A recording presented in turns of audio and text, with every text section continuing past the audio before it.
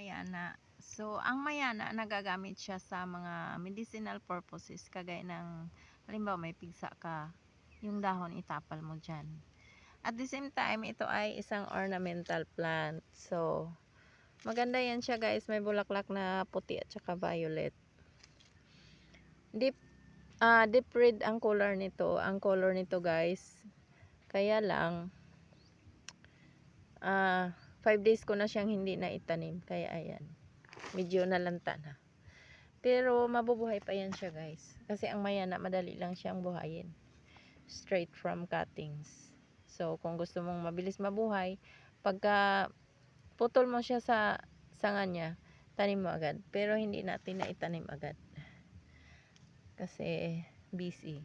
So, 5 days siyang naarawan, kaya ganyan ang itsura niya. So, takpan na natin guys. Yan. Kamayin ko na lang.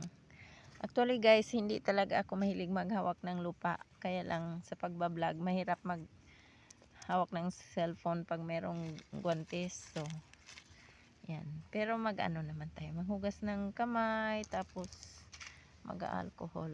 Ayan guys, mabubuhay na yun siyang ganyan. Dilig lang. So, that's it guys. Thank you so much for watching. I hope you will subscribe.